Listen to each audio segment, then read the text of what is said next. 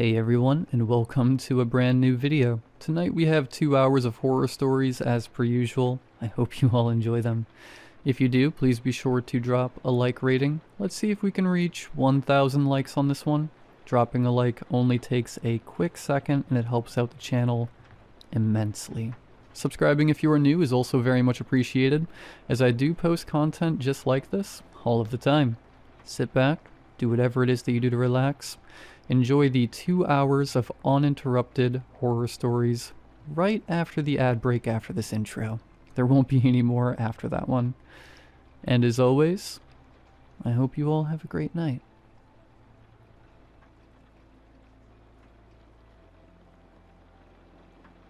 The efficiency of small spaces was the selling point. The agent, a woman with teeth too perfect for her face, had called it cozy, intimate, a cocoon for the modern urbanite. What she meant, what I understood in the bone-deep way one understands the subtext of a rental agreement, was that it was cheap. So cheap it felt like a crime, a converted textile mill. The apartment was a single, open-plan box. The bathroom, a modest cube of tile and chrome, was the only room with a proper door. Everything else was a flow, a seamless continuity of concrete floor, exposed brick, and drywall painted the color of old dishwater.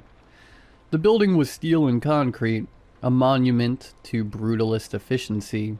It was also, all things considered, fairly silent most of the time.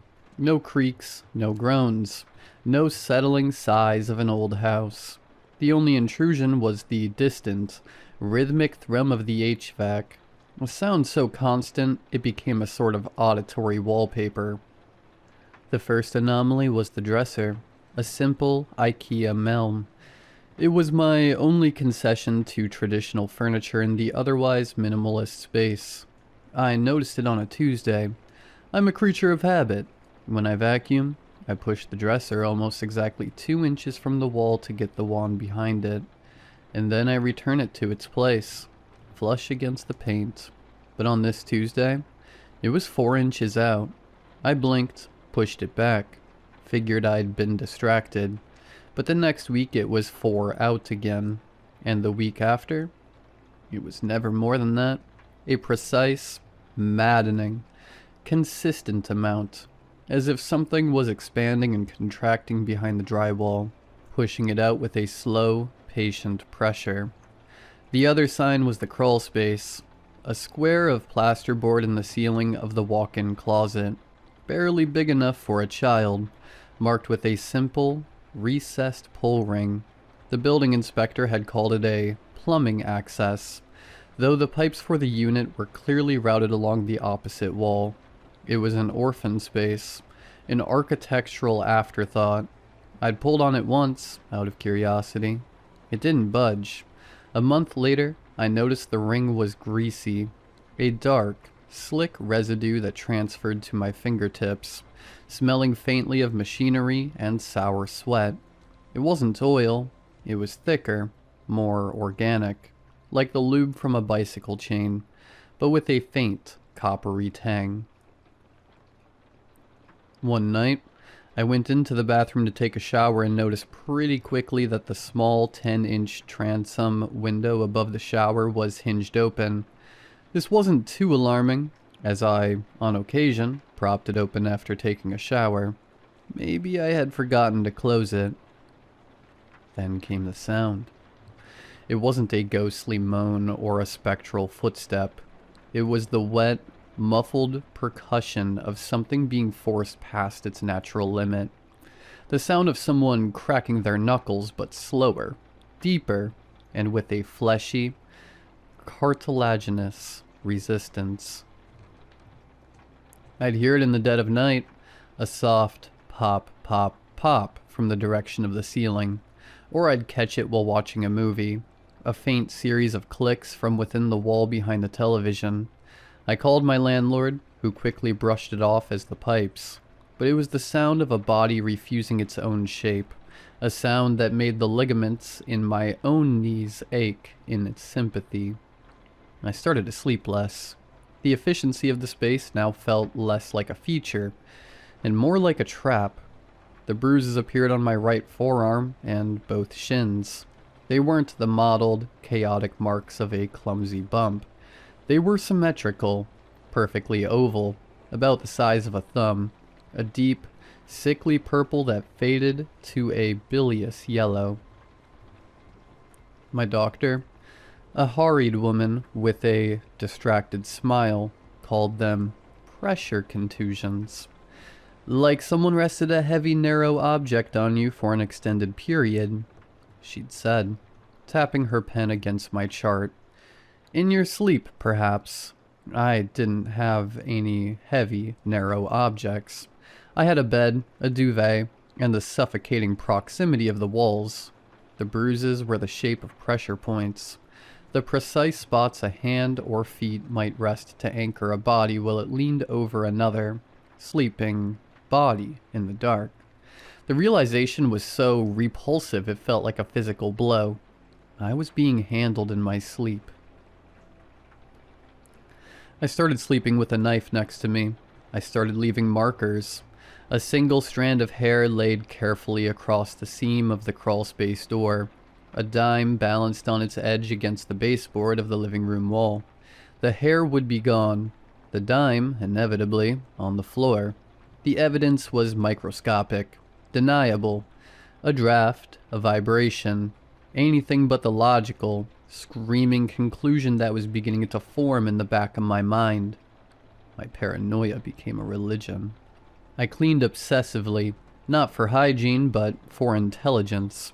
I was dusting the radiator, a hulking cast iron relic from the building's factory days, when my fingers brushed against something tucked behind it. Not a dust bunny, not a dead insect. A piece of paper. My hands shook as I worked it free. It was a photograph, low resolution and muddy, printed on heavy cardstock. But I swear it was me. It was just blurry enough to be deniable, but I wouldn't believe anything else. Through the dark fuzz, I could just barely see myself asleep in my bed. The angle was high. Looking down from above my bed, I tilted my head back, tracing the line of sight with my own eyes. It came from the ventilation grate, an 8 by 10-inch metal grill set flush with the ceiling. Its slats too narrow to even fit a hand through, and the picture was a clear shot, as though this person somehow removed the grill. I called the police. They arrived 5 minutes later. "I'm not doubting you, ma'am," the officer said. He was young, with a patient, practiced calm that was more infuriating than disbelief. "But there are no signs of forced entry. Nothing wrong with your door. No pry marks on the crawl space. No fingerprints on the radiator." "Because he doesn't use a door," I said, the words tasting like bile in my throat. I was pacing the small space of my apartment, feeling like a specimen under glass. The officer exchanged a look with his partner. It was a look I'd seen before. The look you give the person who is seeing things. The person who is one bad night away from a 5150 hold. "We'll increase patrols in the area," the officer said, the finality in his tone a clear dismissal. After they left, I locked the door. I pushed a chair under the handle, a token barrier against an enemy who didn't believe in doors, as a small comfort. I sat on my bed and stared at the ceiling. I wanted to call my family. I wanted to leave, but give some issues I don't want to mention. I didn't have that option.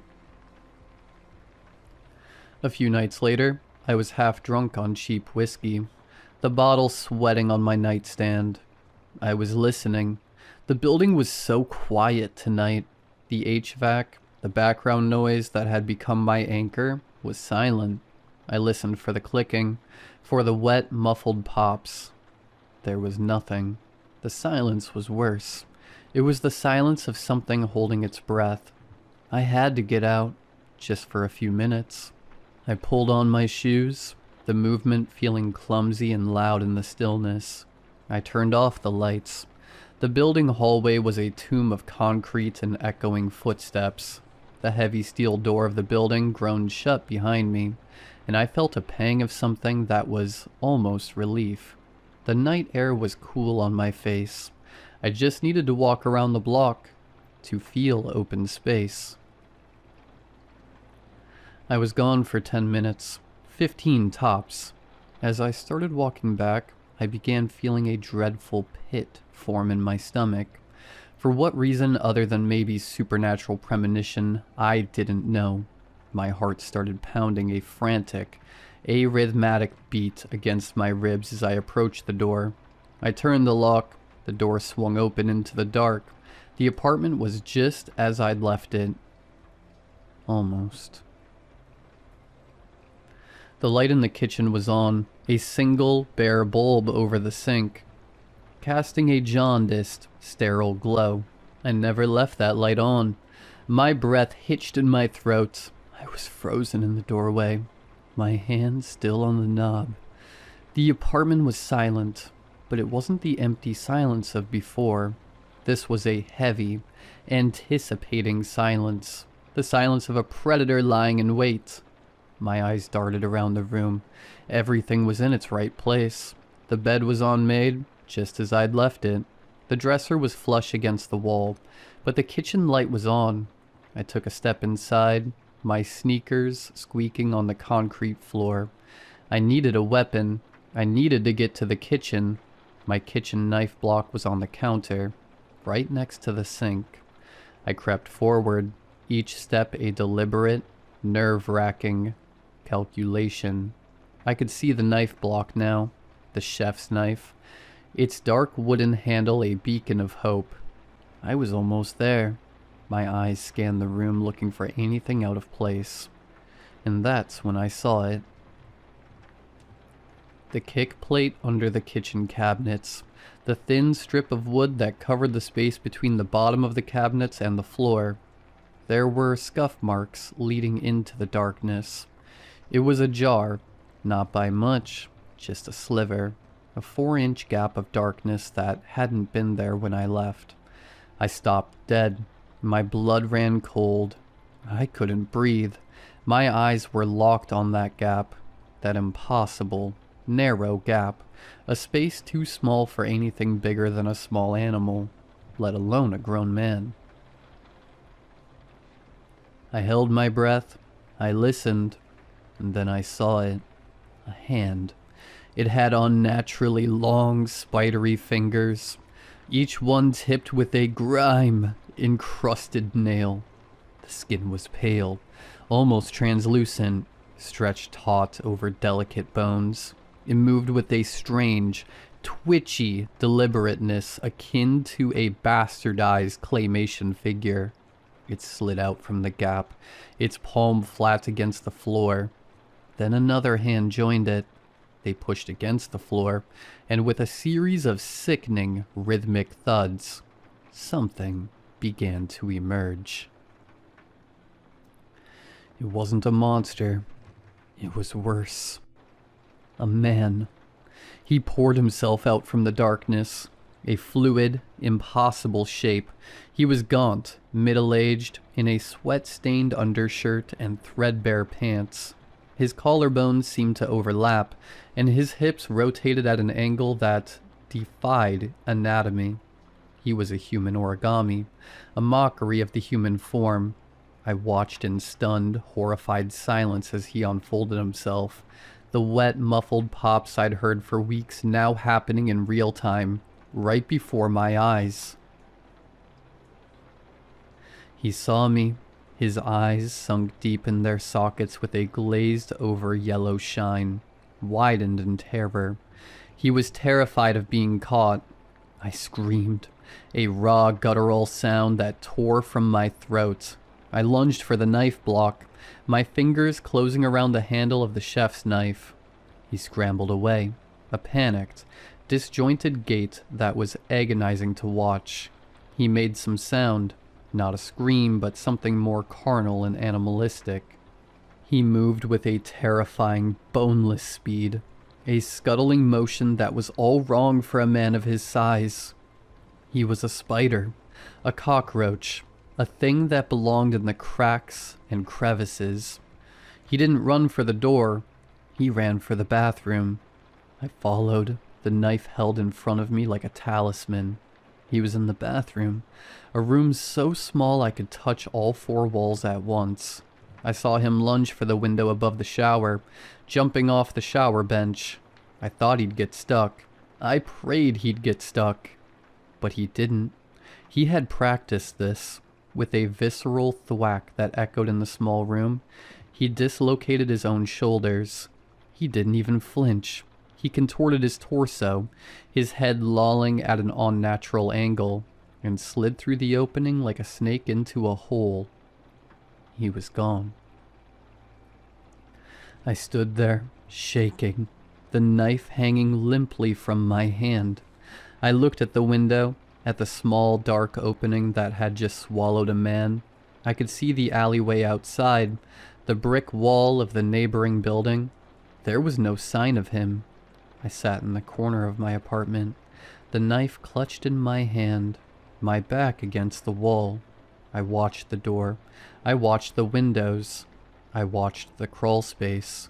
I watched the kick plate. I listened for the clicking, for the wet, muffled pops. There was nothing. The apartment was silent. Empty. I called the police again. They took a report. They looked at the window. They looked at the kick plate. They looked at me with a mixture of pity and suspicion. They didn't believe me. Not really. How could they? I barely believed it myself. That night, I quickly gathered my things and rented a hotel. 2 weeks later, I got a call. A detective. He said they had him. They had arrested a man in a neighboring town.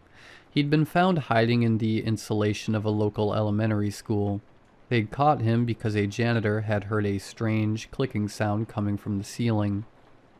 His name was Reuben Cook, a 44-year-old former tunnel rat from a specialized demolition crew, a man with a rare connective tissue disorder, a disorder that made his joints hyper-flexible, his skin unnaturally elastic, a man who could fold himself into spaces no human should ever be able to occupy.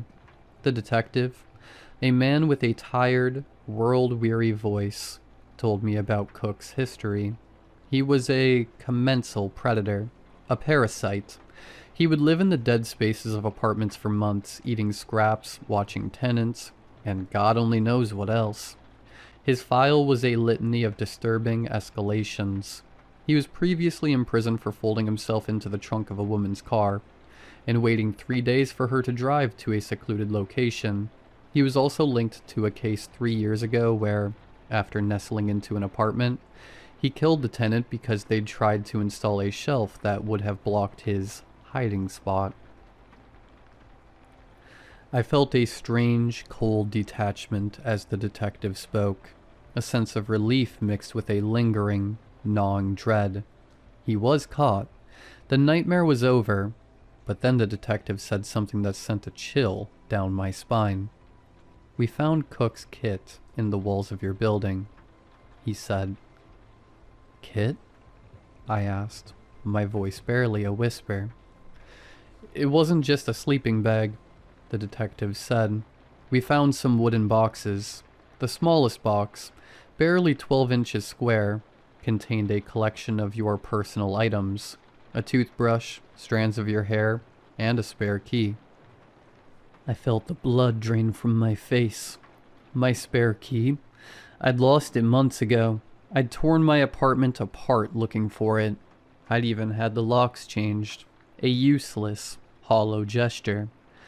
He'd had the key all along. He could have come and gone as he pleased. But he didn't. He chose to stay in the walls. He chose to be a ghost.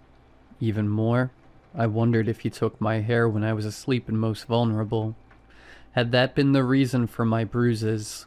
His strange desire to collect my hair. And why my toothbrush?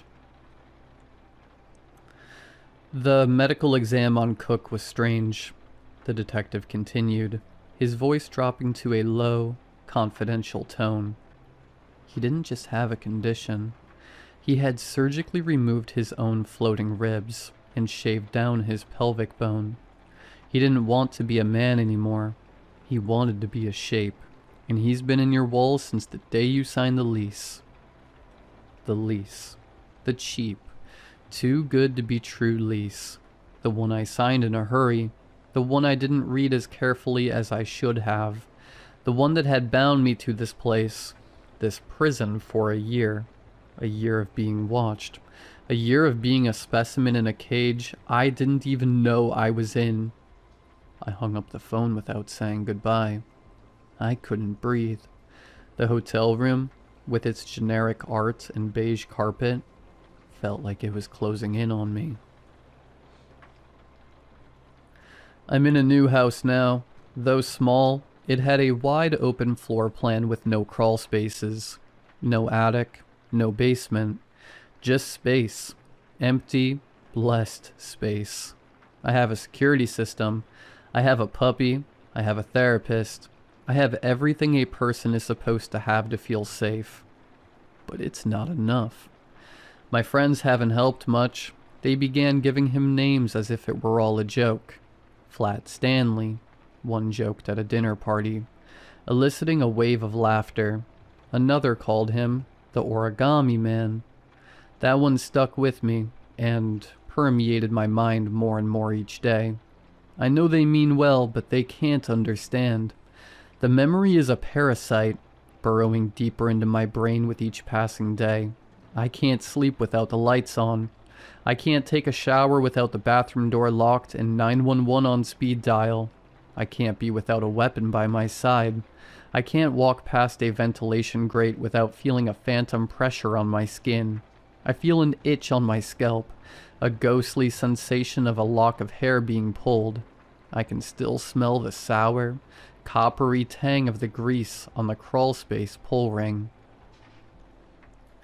Last night, I heard the house settle. A soft groan from the floorboards. A gentle creak from the ceiling. I was out of bed in an instant, my heart pounding in my chest. I grabbed a ruler from my desk and started measuring. The gap under the front door, the space between the floor and the baseboards, the clearance under the kitchen cabinets. I measured everything, my hands shaking, my breath catching in my throat. The rational part of my brain knew it was just the house, just the normal sounds of a structure adjusting to the temperature and humidity. But the other part of my brain, the part that had been rewired by Cook, knew better. It knew that a man doesn't need a door to enter a room. It knew that a man doesn't need lots of space to exist. It knew that the world was full of cracks and crevices, of dead spaces and forgotten corners. It knew that, even if it was small, there was a chance prison bars couldn't contain an inhuman monster that could bend into any shape, and I couldn't shake the feeling that somewhere, in some forgotten corner of this new house, a man was practicing his craft, folding himself into smaller and smaller shapes. Waiting. I still have nightmares. I still wake up in a cold sweat, my hands flying to my shins, my arms checking for bruises. I still hear the clicking, the wet, muffled pops from blurry glances. I still see the gaunt face, the sunken yellow eyes, the unnaturally thin frame. The detective's words echo in my mind, a relentless, haunting refrain. He didn't want to be a man anymore. He wanted to be a shape. A shape that could slip through the cracks, a shape that could hide in plain sight, a shape that could be anywhere and everywhere. I'm at the kitchen table now, the morning sun streaming through the window. The ruler is still on the table. I've been measuring all morning. I measured them all. I wrote them down in a notebook.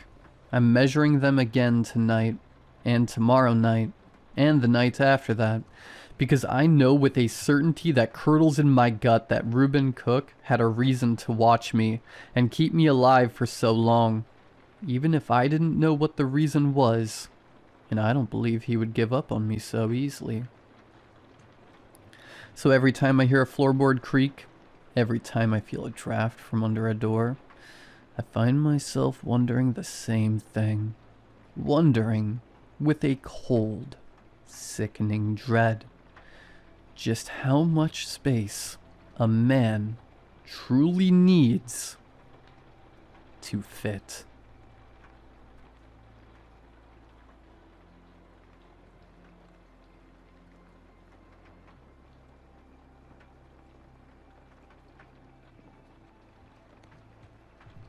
I've always been a creature of habit. Wake up at 5:30 a.m., brew a pot of black coffee strong enough to strip paint, and head out to whatever dead-end job pays the bills. For the past 6 months, that job has been at Oceanic Delicacies, a sprawling warehouse on the outskirts of Port Haven, a foggy coastal town in Maine where the air always smells like salt and decay. The gig? Quality control tester for shrimp. Yeah, you heard that right. My job is to eat shrimp.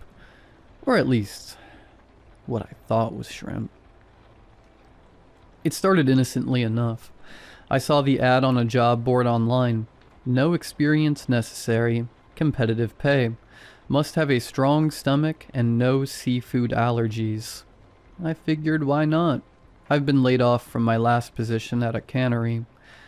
Something about automation replacing human hands, and my savings were dwindling faster than the tide recedes.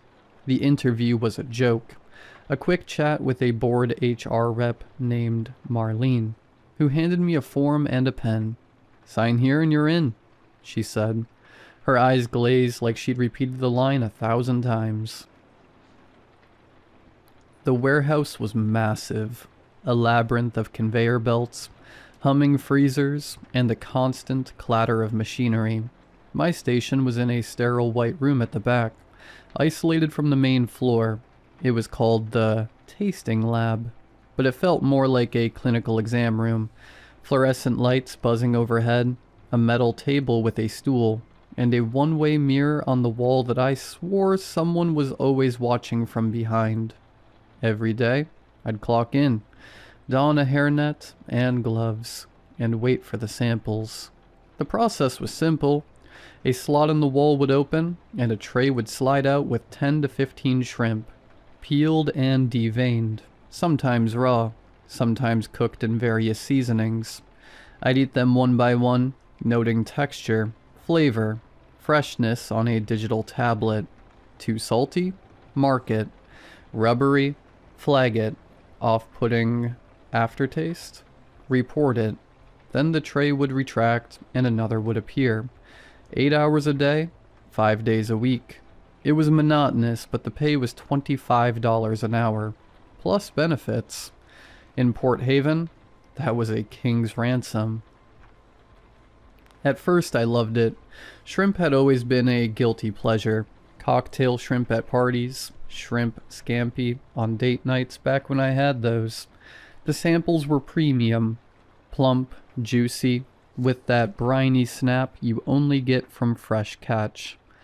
I'd chew slowly, savoring the burst of ocean flavor, the subtle sweetness beneath the salt.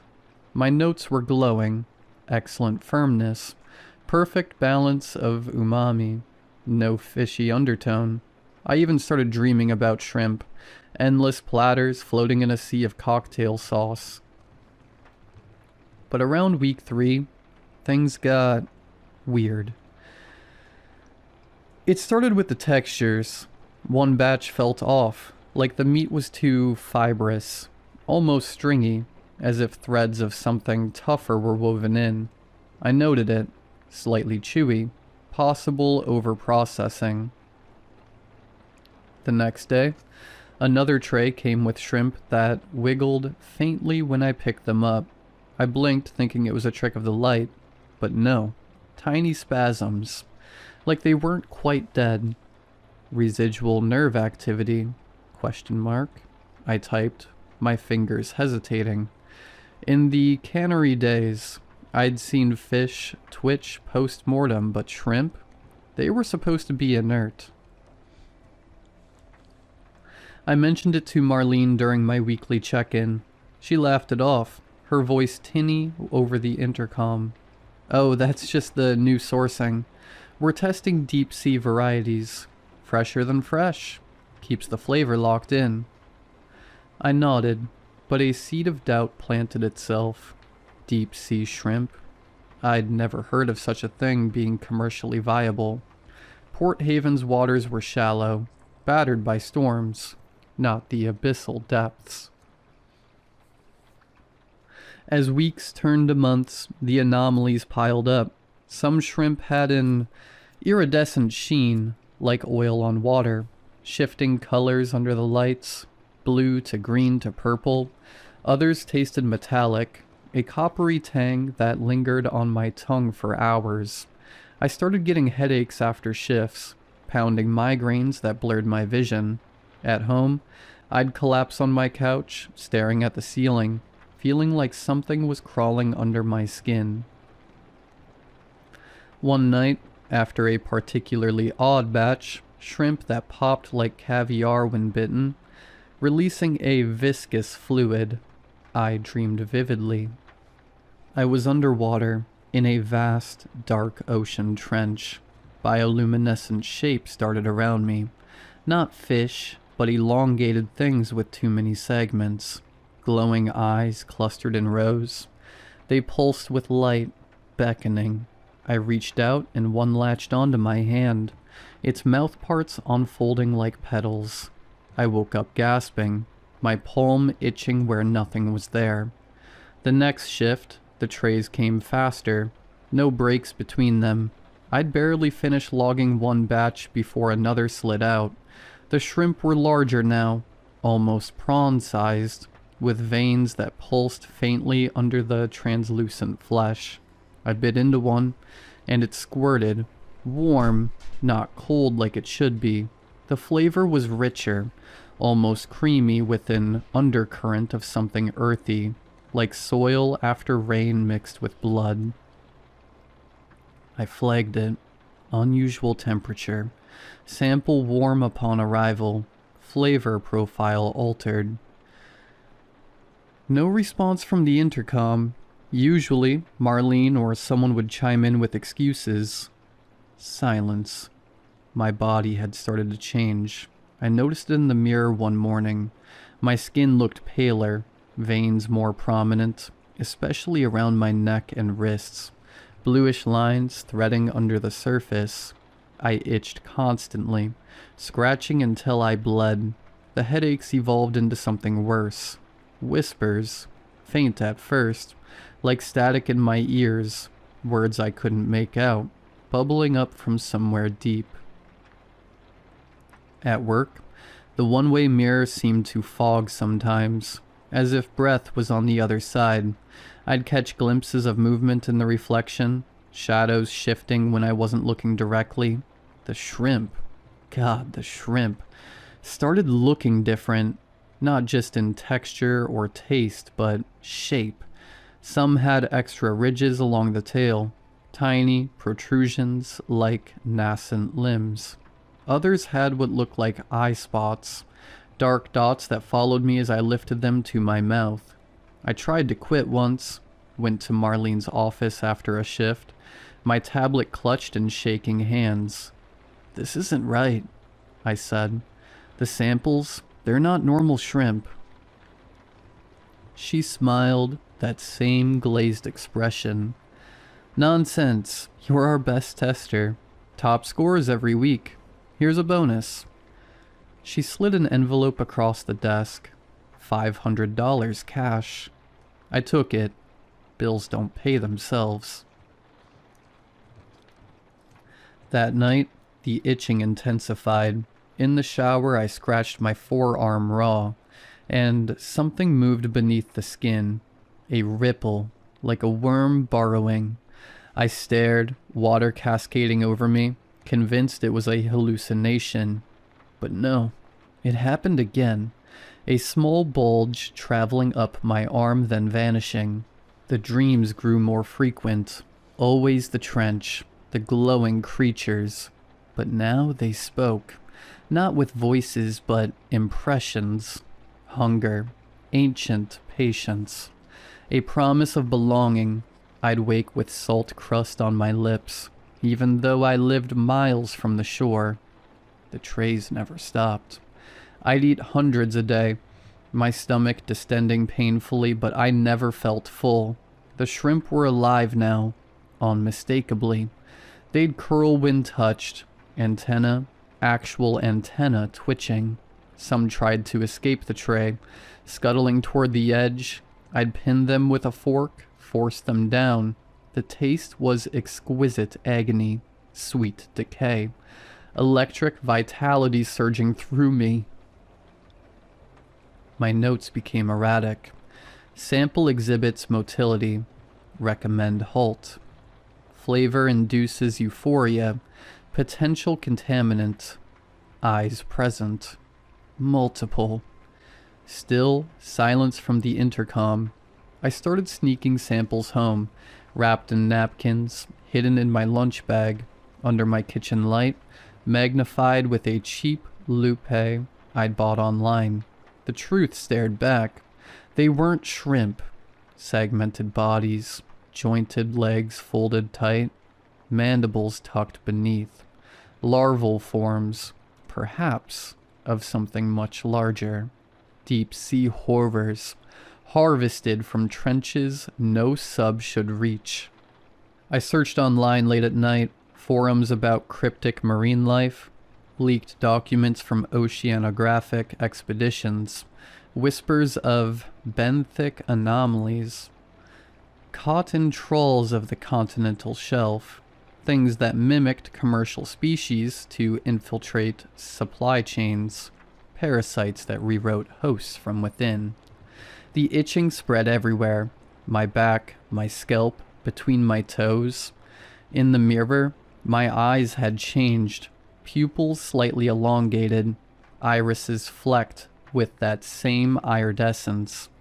One shift, the plot opened, but no tray came. Instead, a voice, finally, from the intercom. Not Marlene's. Deeper, resonant, like pressure waves in water. You've adapted well. Integration phase complete. The lights dimmed, the one-way mirror cleaned, revealing not a observation room, but darkness, an abyss, lit by faint bioluminescence. Shapes moved beyond, massive, segmented, familiar. I looked down at my hands, the skin split painlessly, peeling back like a shell. Beneath, something pale and jointed flexed. Legs. Feelers. The tray arrived then, empty, an invitation. I understood. My job wasn't to test shrimp. It was to become the vessel, to carry them inland. Spread the brood. The whispers clarified. We are the tide that returns. You are the bridge. I stepped toward the slot. It widened, accommodating. The air grew cold, briny. As I crossed the threshold into the wet dark beyond the wall, I felt the last of the old me slough away. Hunger remained. The eternal, patient hunger. Back in the lab, a new stool waited, a new tablet. Soon, another applicant would sign the form. I'm laying on this plate, waiting for them.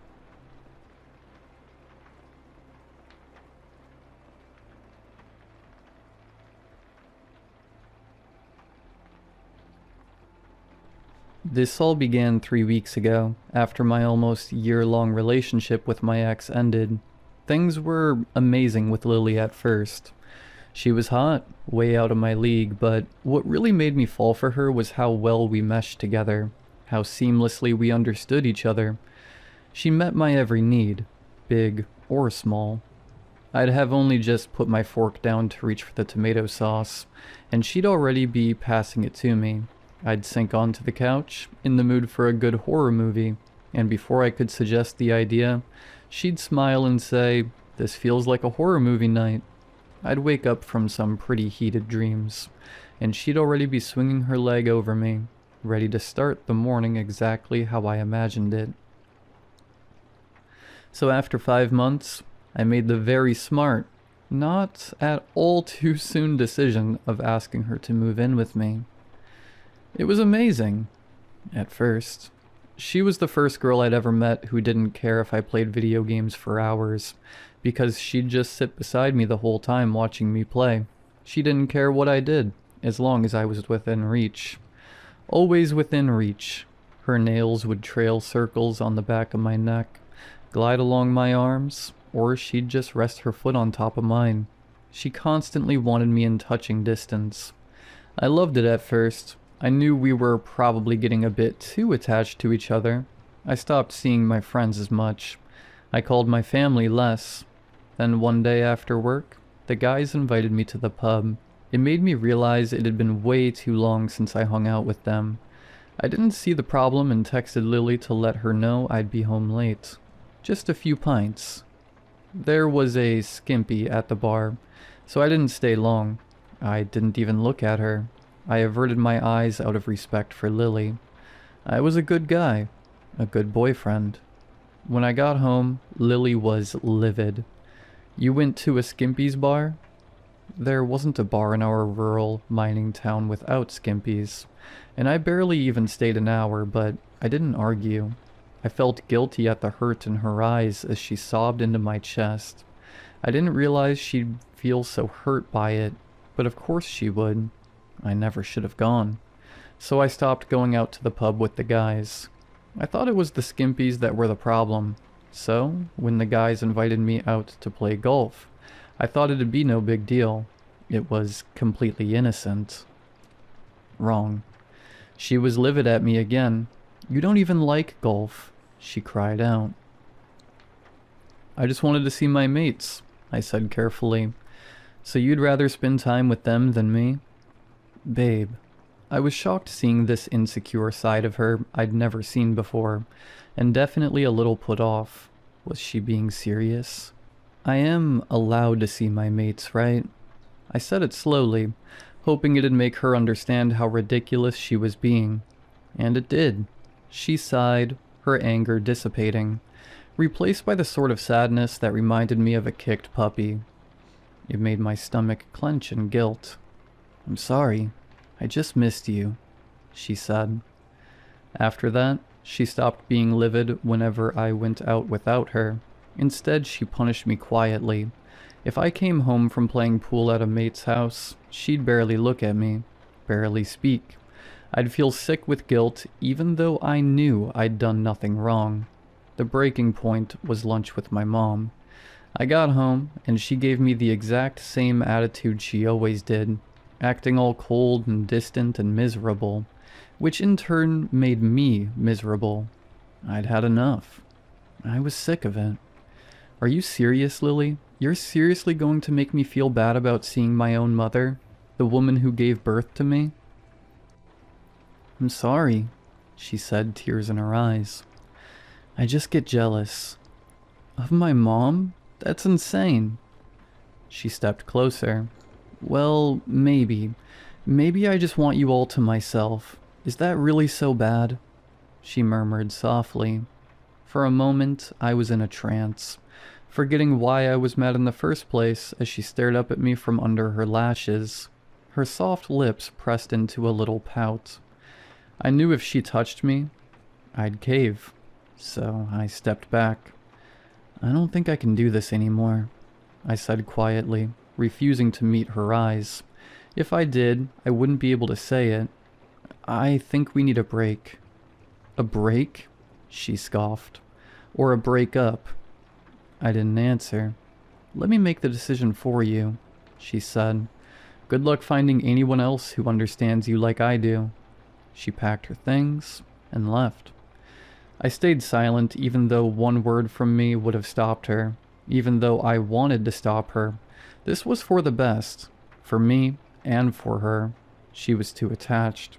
It wasn't healthy for either of us. The weekend was hell.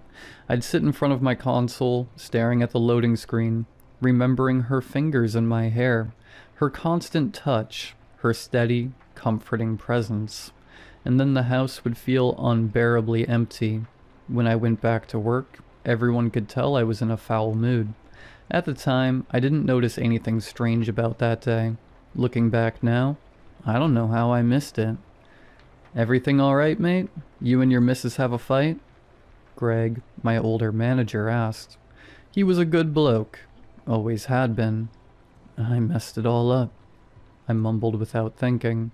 It was the only sentence my brain seemed capable of forming. "Oh, you're both doing well then? That's great, mate. Must just be a bit hungover, hey?" Greg said with a wink. I frowned at him, but I was too wrapped up in my own head to notice how little sense his response made. It wasn't until the next shift that I really started paying attention. "Jerry and the boys are meeting at the pub later. Joining us, Harry?" Lachlan asked. I blinked. My first instinct was to say no, that I wasn't in the mood. Then I realized there was nothing stopping me anymore. No one waiting at home, and a pint with the boys sounded better than going back to my empty apartment, where everything reminded me of her. "Yeah, sure," I said. "Ah, bummer. The missus still has a problem with those skimpies, does she? You really should tell her they've got nothing on her, and her banging body." Lachlan chuckled. "Don't talk about her like that," I snapped. Then I frowned, the words catching up to me. "I said I'll come. We broke up. Didn't Greg tell you?" "She don't get what she's doing with a guy like you." "You're what, a 4? Nah, like a 3.5. Lily is a solid 10. I stared at him, annoyed as hell, but more confused than anything. Why wasn't he listening? "We broke up," I said slowly. "Honestly, I get why you don't hang out with the lads anymore. If I had a woman like that waiting for me in my bed, you boys would never see me again." Lachlan laughed. I just looked at him, wondering if he was deliberately messing with me, and briefly imagining my fist connecting with his acne-scarred face. "Just shut the hell up," I said. "Tell her hi from me later on," he smirked. "Tell her I could show her what a real man is." I was seconds away from punching him when Greg called us over. That night, I joined the lads at the bar. I still caught myself averting my eyes from the skimpy, even though I had no reason to anymore. It felt wrong, like muscle memory I couldn't shake, and irritatingly, Lachlan was right. No one compared to Lily. The boys looked genuinely shocked when they saw me. "What are you doing here, mate? Isn't it you and your missus' anniversary today?" Greg asked. It was, 1 year exactly, but we weren't together anymore, and I was past exhausted with this. "Guys, we broke up. Are you messing with me or something?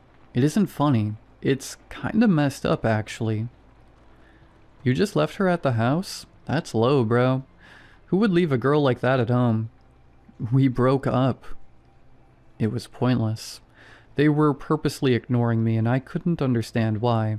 For the next half hour, they kept shooting me weird, dirty looks, judgmental ones. Lachlan just smirked, like this meant it was finally his chance with Lily. But Lily wasn't here. Why did they think she was still around? What the hell was wrong with them? "Your pale ale," the waitress said, setting a beer in front of me. I ordered a Guinness. I frowned. Normally, I'd just accept it. I hated making a fuss, but between the boys and the constant misunderstandings, something in me snapped. "Yes, this is your pale ale," she said slowly, like I was stupid. "I know, but I ordered a Guinness." "Sir, this is a pale ale," she said again, irritation creeping into her voice. "I know." I was seething. Why did she look annoyed? I ordered a Guinness. I already told you, this is your pale ale, she snapped, crossing her arms before storming off. I stared after her, completely disoriented. What the hell is her problem? I asked. No one answered. I turned back to the boys, searching their faces for anything that'd back me up, but they were all glaring at me. What's the matter with you? Greg demanded. Have you gone mad? My chest tightened. Was I going mad? Or had everyone else? I'm sorry, I said instead. I've been a mess since Lily left me, alright? You didn't even buy her roses? Greg's eyebrows shot up. On your anniversary? Go back home to your missus, mate. Go make things right. What the hell? I stood up, my head pounding, and left the bar. My thoughts were spiraling. What is going on? At home, I called my mom. I needed to be grounded. I needed something familiar. Her voice had always been able to pull me back when everything else felt wrong. Hey Mom, I really need someone to talk to, I said. I'm good, honey. What about yourself? She replied. The answer immediately put me on edge. It didn't match what I'd just said at all. Still, I told myself she hadn't heard me properly. Mom's hearing wasn't always the best. Not great, honestly. Lily and I broke up a few days ago. My throat tightened as I said it. Tears stung my eyes. The first time I had felt close to crying since she left. Talking to my mom always did that, like I could finally let my guard down. Did she like the flowers? What flowers did you get her? I hope you cooked her a good dinner, too. You've got a good one there, Harry, Mom said cheerfully. My body went cold. No, there was no way she was ignoring me, too. My mom wouldn't do that. She'd never be that cruel. I tried again, slower this time. Mom, we broke up. Lily and I broke up. That's wonderful. I'm so happy you found such a beautiful relationship. You better put a ring on it soon. She laughed. I hurled my phone across the room. My chest rose and fell as I paced. Why didn't anyone understand what I was saying? Lily's voice echoed in my head. Good luck finding anyone else who understands you like I do. My thoughts raced. It was ridiculous. Impossible, but I couldn't shake the feeling that this was somehow her doing. Had she told the boys to mess with me, to make me feel crazy as some kind of punishment? I was sure most of them would do anything if she smiled at them. But my mom, too? That didn't make sense. Needing answers, I rushed back to my phone, relieved to see it hadn't cracked. The call was still connected. Harry, are you there? Yeah, I've got to go, Mom. Love you, I said. Yes, I am looking forward to lunch next week. She replied pleasantly. Even that didn't line up with what I'd said. I ended the call with a shaky breath and dialed Lily's number, only hesitating for a moment. She picked up on the first ring, just like she always used to. Lily had always been within reach, always there when I needed her. Harry? Her voice was soft, sad. My chest tightened instantly. I'd missed her voice more than I wanted to admit. I forced myself to stay focused. Did you tell everyone to mess with me? Mess with you? She repeated. Relief flooded through me so sharply it almost made me dizzy. For the first time in days, someone had responded in a way that actually made sense. She wasn't ignoring me. She wasn't twisting my words. She was listening. She was understanding me. Harry, what are you talking about? I hesitated, suddenly aware of how insane I sounded. Still, I couldn't let it go. It's just, everyone is ignoring me. They're not listening to a thing I'm saying. They're making me feel crazy, and I remember the last thing you said to me was, good luck finding anyone else who understands me like I do. She went quiet. The silence stretched unbearably. My heart hammered in my chest. I said that because I was hurt, she said finally, her voice low. Guilt stabbed straight through me. I'd never wanted to hurt her. That had never been my intention. "What do you mean everyone is ignoring you?" she asked. She sounded genuinely confused, concerned even. I dragged a hand down my face. "It's like they're pranking me. I'll say one thing, and they'll respond with something that makes no sense. I can't get through to anyone." Saying it out loud only made it feel worse, unreal, like I was describing someone else's breakdown. "I understand," she said. My head snapped up. "You do?" "Yeah, since coming back to live with my parents, seeing my friends again, I don't know. It's like no one's on the same wavelength as me. I can't connect with anyone either, Harry," she said quietly. "Not since you." My chest ached. This wasn't what I meant, was it? "I miss you." The words tumbled from my mouth before I could stop them. They felt right to say. I did miss her. "I miss you too, but you're right. This is for the best. When I moved out there, all I had was you. I guess I got pretty attached. It was hard to make friends. I was jealous you had so many people, and all I had was you." She sighed, and the sound twisted something deep in me. I remembered those moments clearly now. Her jealousy, her insecurity. I'd always brushed it off, but I'd lived in this town my whole life. She'd left everything behind for me. Family, friends, her entire support system. Of course she'd clung to me. Why had that ever felt like a problem? Why hadn't I just brought her along more, instead of insisting on doing my own thing? The more I thought about it, the less sense our breakup made. The unease I'd felt around her dissolved, replaced by regret, so sharp it made my chest hurt. "I want you back, Lily. I'm so sorry for neglecting your feelings. I was a shit boyfriend," I said. "I want you back too."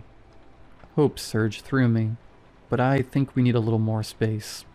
It's nice being around friends and family again. I am remembering who I was before you. Something inside me cracked. I didn't want her to remember who she was before me. I didn't want her to be okay without me. I wasn't okay without her. "Give it another week, then I'll come visit and see if we still have something," she suggested. The thought of another week without her made my chest ache, but I swallowed it down. Okay. That whole week, the only thing keeping me sane was knowing I'd see her again soon. The insanity never stopped. People continued misunderstanding every word I said. Everyone still acted like Lily and I were together, like nothing was wrong. I'd order a chicken parmy at a restaurant and get spaghetti instead. And then finally, she came back. I picked her up from the train station and scooped her into my arms. She was just as stunning as ever, smelling amazing despite being in a stuffy train for 7 hours. Her laughter was like music in my ears. I'd never been more ecstatic in my life. We spent most of the evening in bed, and when we were physically exhausted, I rolled over to look at her and said, "I'm never letting you out of my sight again." "Finally, you know how I feel," she smiled, rolling her eyes. She moved back in. At work, I was in a better mood than I'd been in for 2 weeks. Greg noticed. "Someone's happy." "Yeah," I said, accepting that people were going to misinterpret everything I said these days. I didn't care anymore. I had my beautiful girl back. "I got her back," I said with a happy sigh. Greg frowned. "Who? Lily?" His eyes widened. "Did you two break up?" "Yeah, man." I paused. He understood what I said. He actually replied with something that made sense for once. I narrowed my eyes. "So you were messing with me?" Greg looked at me like I was an idiot. "Messing with you? Man, what are you talking about?" "All those times I told you we'd broken up, you did hear what I said, didn't you?"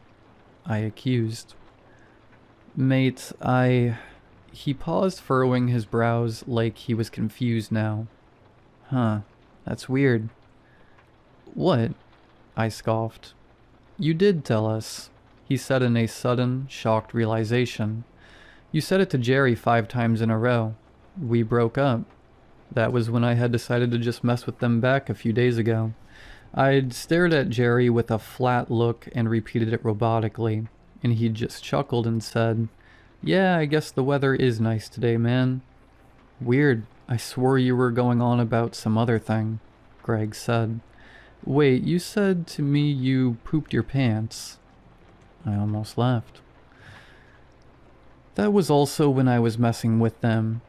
I just looked Greg directly in the eye and said, I pooped myself, to see how far he'd take this weird prank. But he just clapped me on the shoulder and said, That's great news, man. I stared at Greg, a cold, uncomfortable feeling washing over me, at the genuine confusion on his face. Dude, we thought you were losing your mind. Why did I think it was normal for you to say, let's go golfing? You hate golfing. You'd never suggest that. What the hell? He stepped back, looking like he wanted to vomit. I feel weird, man, he said.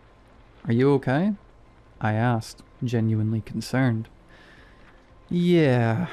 He furrowed his brows and gave me a weird look. Let's, get back to work. It stuck with me all afternoon. They had all been genuinely hearing things I wasn't saying. The other guys started understanding me again too. Even they seemed creeped out by something. It's like some voodoo stuff, I heard Jerry mutter to Lachlan. Lachlan almost looked scared when he looked at me now. I didn't let it spoil my mood. I was a little weirded out, sure, but I had my beautiful girl back. Everything felt right again. How was your day? Lily asked when I came home. I hugged her immediately and breathed her in. She was like a drug. Her scent, her warmth, her entire body relaxed. Good, but a lot better now. Over the week, the boys invited me out more than usual. They were persistent, but I refused every time. All I wanted was to be with Lily. I canceled plans with Mom. I wanted to spend every minute with her. I even started thinking about quitting my well-paying job for a remote one so I could stay home. Anything to be surrounded by her. Until one day, the boys cornered me at work. They all looked worried, even Lachlan. Something's happening to you, man, Jerry said. And it's because of Lily. What? I laughed, shaking my head. He stayed serious. What do you even know about her? The question hit me like a punch. What do you mean? I mean, what does she do? Does she work? Where does her family live? How did you meet? Greg asked. My mind went blank. I didn't have answers to any of it, but that wasn't the worst part. A strange part of me, something old and buried, screamed that something was wrong, like a threat hovering just out of sight. She doesn't work, I said. Does she? I wasn't sure. I make more than enough to support us both, I shrugged. Besides, she's easy to provide for, and she catches the train to see her family, so obviously they must live in the city. You don't know where her parents live? Jerry demanded. Have you ever even met them? Of course I had. Had I? My stomach twisted. When did you pick her up from the train? Lachlan suddenly asked. I frowned. Why would he ask that? On Saturday, I said, all their faces drained of color. Seriously, what is wrong with you guys? I asked. The train doesn't run on Saturdays, Harry, Greg said, looking sick again. So, what are you saying? I folded my arms.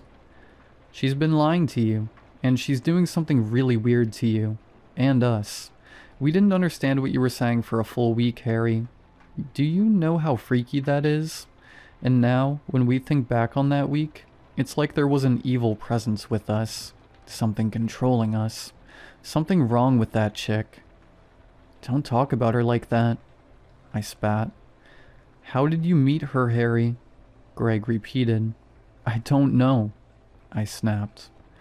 They all looked at each other like I'd just confirmed something for them. You need to get away from her. She's some sort of...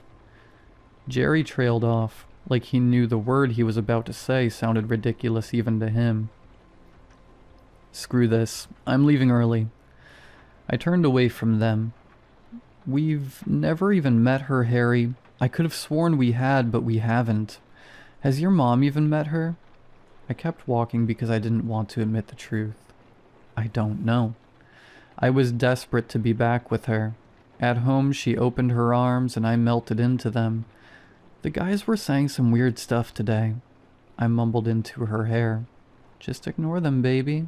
They'll never understand what we have. She hummed. I took a few days off work.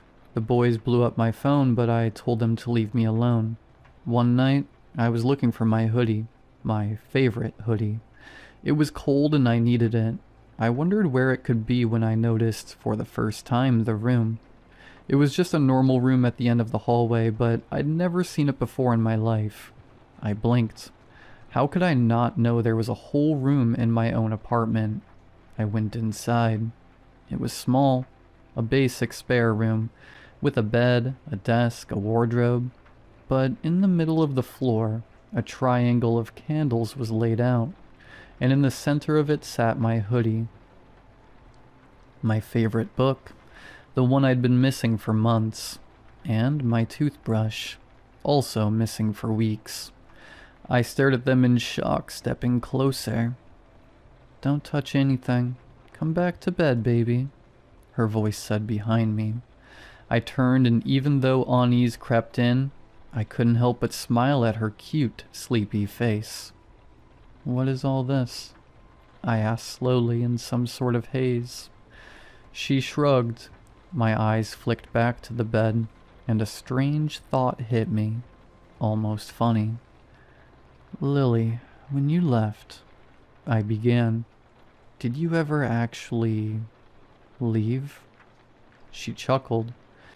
Of course I didn't, Harry. I'd never leave you. You'll always be within my reach. I went back to bed, and now as she sleeps beside me, I'm typing this out on my phone. There's a part of me that knows something is wrong, that I'm under some kind of spell. I can feel the small voice in my head telling me to get out, but it's getting quieter. Maybe the boys are right. Maybe I know they are. But has she really done anything I don't want?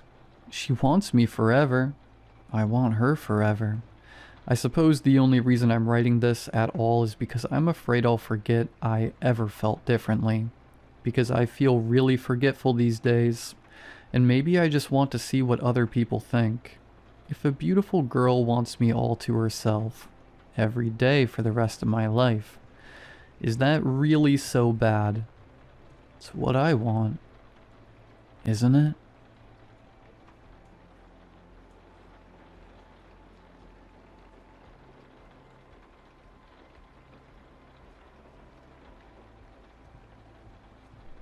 It happened in third period.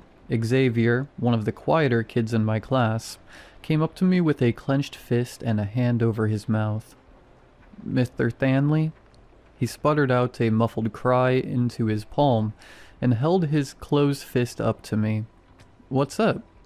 He unfurled his fist, revealing 4 bloody teeth in his palm. I think I need to go to the nurse. He uncovered his mouth. His front teeth were missing, along with his bottom ones. The lines between his teeth were filled with dark red. Oh my god. I cringed at the sight. Go to the nurse, Xavier. Take my tissues, I told him. I had encountered a few kids having a tooth fall out when I taught 2nd grade. This was my first year teaching high school. Kids shouldn't be losing teeth unless they were getting into fights. Right as I handed him the hall pass, Jayla yelled from across the class, exclaiming that her back tooth came out. Then it was Albert, then Anthony, then Megan, then Sam, until the whole class was losing teeth. They cried but kept wiggling at their teeth. Tiny little taps rung out on each student's desk. I passed the storage of Kleenex boxes around the class, making sure each kid got a few. I tried calling the nurse, but she didn't pick up. I walked to the front of the class and announced, "Everyone stay in here. I'm gonna go get the nurse. I'll be back soon." It seemed like all the other teachers had the same idea. Teachers crowded around in the nurse's empty office, asking about where the nurse went. Others conversing about what happened in their classrooms. Everyone's story was the same. It started with one student, then the rest started losing them. I felt around in my mouth with my tongue, checking each tooth's sturdiness. Strong as ever. The nurse walked back into the office. I talked to the principal. He's going to make an announcement immediately. We've already called 911. The news arrived shortly after the ambulances. Helicopters showed up too. Care flight, I think. Men in big white rubber suits closed off the area. Some of them had weird-looking gadgets. Over the next couple hours, hundreds of kids with gauze-stuffed mouths were sent home. Cameras were shoved in the principal's face. Some in mine, too. They all asked the same questions. How many students have been affected? Do you think this could be biological warfare, biological terrorism, chemical runoff in the water system? Are any of the teachers experiencing what the students have? I felt like a deer in the headlights. I was just a teacher. A confused, scared teacher. I got home at about 9. My wife, Mona, greeted me at the front door with a hug. I heard about school today. She stepped back and examined me. Are you okay? Yeah. I didn't want to lie, but it was the easiest option. I couldn't sleep that night. That sound of falling teeth clacking on the desks haunted me. School was canceled for the next 2 weeks. Everyone was talking about it online. Article after article about why and how this could have happened. A town meeting was held a day later. As soon as the superintendent walked on stage, the crowd murmured. A mother in the back screamed, "My son's in the hospital. Are you gonna pay for those bills?" This started a chain of furious parents yelling, asking what we would do for their kids. The superintendent was walked off stage, quickly replaced by a public health official. At this time, we are actively investigating what caused this spontaneous phenomena. We're trying our hardest to get you the answers you deserve. He was met with loud disapproval from the parents. As I left the meeting, I saw one of my students with his parents. It was Xavier. When he spotted me, he looked away immediately, as if he was ashamed that I saw him. I felt horrible for the kid. That night, when I got home and settled into bed, my mind began to wander into all the possibilities. One question ran through my mind, though. Why only the students? As I drifted off to sleep, I was jolted awake by a single loud knock on my front door. I stared at Mona. She was fast asleep. When I opened the door, a brown paper bag laid on my porch, red tissue paper stuffed inside, a gift from the community. I thought as I lifted the bag, it was heavier than I expected, and it sounded like a Lego box being shaken around. I placed it on my table, and it let out a slunk, like a beanbag being dropped on the ground. I rubbed my eyes and decided I'd open it tomorrow. The next morning I was awoken by the sound of my wife getting ready for work. I rubbed my eyes and sat up against the headboard. "What did you get your class?" Mona asked. In my half-awake daze, this question confused me. "What are you talking about?" "The bag on the table. It says Mr. Stanley's classroom on it," she replied. I got out of bed and walked to the table. Turning the bag around revealed some words I hadn't seen the night before. As clear as day it read, "Mr. Stanley's classroom," in Sharpie, with a little smiley face at the bottom. When I pulled the top layer of tissue paper out of the bag, something went flying out, tapping repeatedly on the hardwood floor. I got on my knees and scanned the floor. I spotted it against the white of the baseboards. I picked it up and examined it closer. A brown tooth. It bounced on the ground as I dropped it, running to yanking the top layer of tissue paper off. Discolored teeth crowded the inside, pushing the walls of the bag. Every teacher in the school received a paper brown bag that night. The teachers with Ring doorbells revealed someone dropping these bags off. The man had on a long black trench coat and sported a bowler hat. His face was covered with sunglasses and white cloth wrapping, like that old Invisible Man movie. The media dubbed him the Tooth Fairy. It wasn't long until a statewide search for this man was held. The district was in outcry.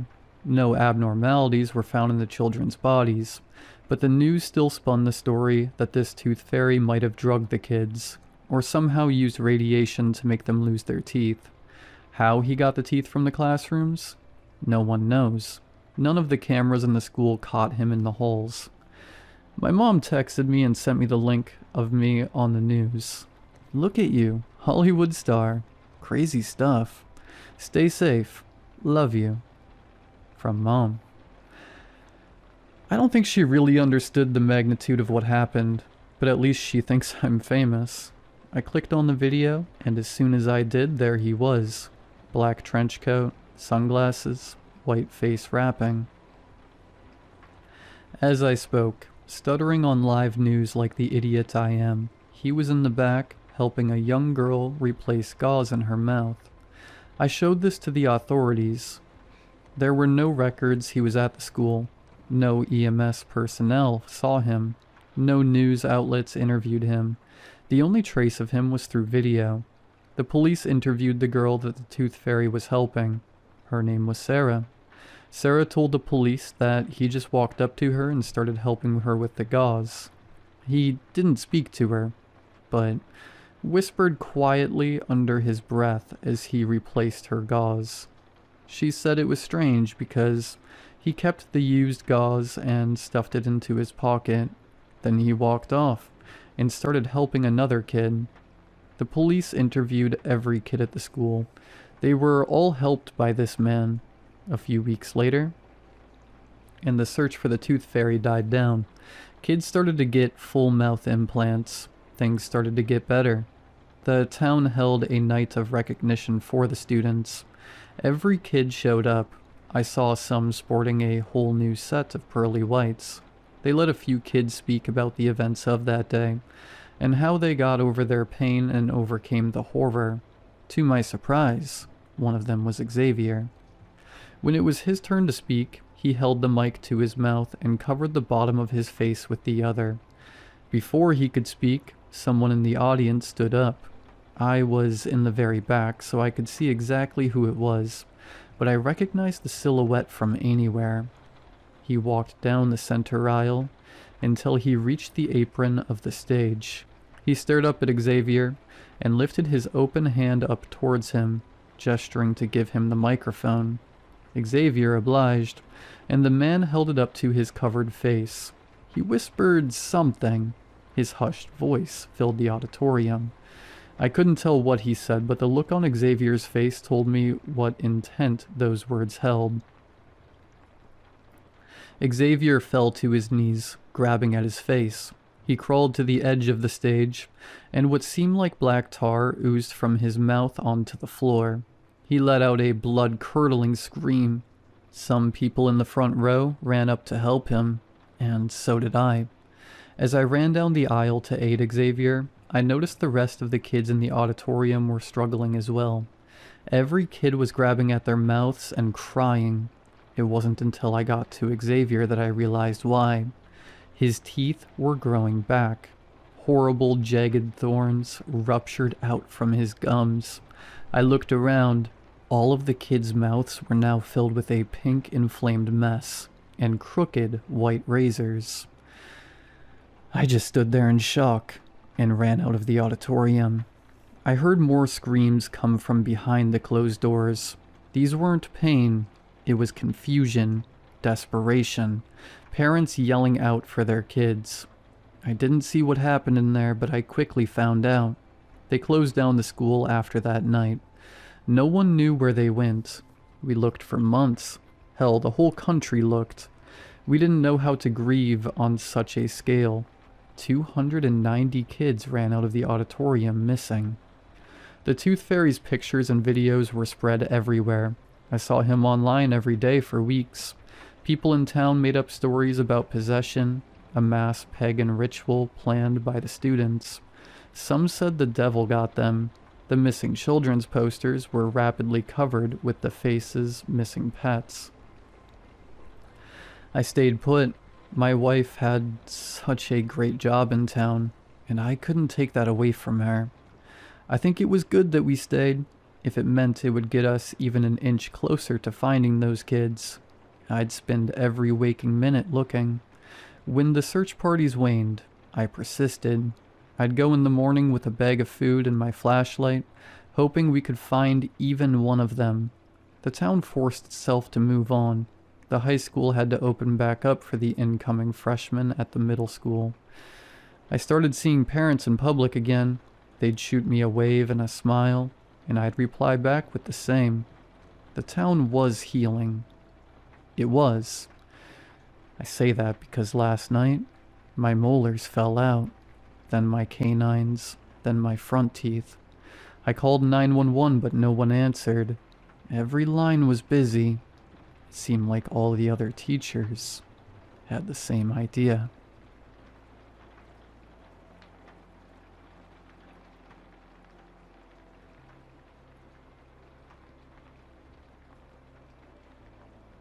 I don't really tell people this because it sounds insane, but this is something my family has lived with for years. My aunt lives alone in my grandparents' old wooden house. The house is quiet in the day, but at night it feels wrong, like the air is heavier. Family members visit her sometimes, but nobody ever stays long. You just don't feel safe there, even if nothing is happening. When I was a kid, I had sleep there whenever there's family gatherings. At night, I would hear her talking from the hallway. At first, I thought she was just praying, but then I realized she was having full conversations, whispering, arguing, sometimes laughing softly, when she would go suddenly quiet, like she was listening to someone answer. Then she would reply again, using words I didn't understand. Not Malay, not English, nothing I recognized. It didn't sound panicked either. It sounded familiar, like this wasn't new to her. I remember hiding under the blanket, sweating, just waiting for morning. I asked my dad once what was wrong with her. He didn't look at me. He just said, a jinn. Before all this, my aunt was normal. Actually, more than normal. She was really smart, top student, talented at drawing. Like, scary good. Everyone thought she would have a great future. She failed her college entrance exam. She took it really hard, rode her bicycle for hours every day to go to cram school. Rain, heat, didn't matter. She tried again. She failed again. After that, she changed completely. She would suddenly get angry and destroy things. Throw plates, smash glass, scream. One time she gathered every photo of herself as a young girl and burned them outside, slowly, calmly, like she was erasing proof she ever existed. The family brought Eustace to do Rugya many times. Some left early. One of them said the thing inside her had already settled in her heart, that it wasn't just attached anymore. Then one night she spoke in a voice that was not hers, lower, slower, very confident. She said there was a keris hidden in the house, and told them exactly where it was, a place nobody remembered. When they checked, it was there, exactly there. The Eustace said it was Shirik. My grandfather took the keris to a river at night and threw it away while praying. He thought that would end everything. It didn't. Later, my great-grandmother admitted something terrible. My great-grandfather had been feeding a jinn for years. Offerings, rituals. He wanted to pass it down to his sons. My grandfather refused, so it went to my aunt instead. They sent her to a mental hospital. Doctors checked her and said she was sane. She told them calmly, "I'm not crazy. The minister wants me. He wants to marry me." Even now, at night, you can hear her whispering prayers, crying, then stopping suddenly like she's listening, then answering back. Old people say during British rule some people made pacts with jinn for protection and power. They didn't understand you can't control something like that. You don't borrow power. You invite something to stay. My grandfather tried to break it by trusting only Allah. But that house is still not quiet at night, and whatever is there sounds like it's been there for a very long time. Edit. Right now, whatever it is seems tied to my aunt. She's old and very sick, and honestly, that's what scares the family. We don't know what happens after. No one knows who it would go to, or if it even follows normal rules. In our belief, these things exist around us all the time. You can't see them with human eyes. But that doesn't mean they aren't there.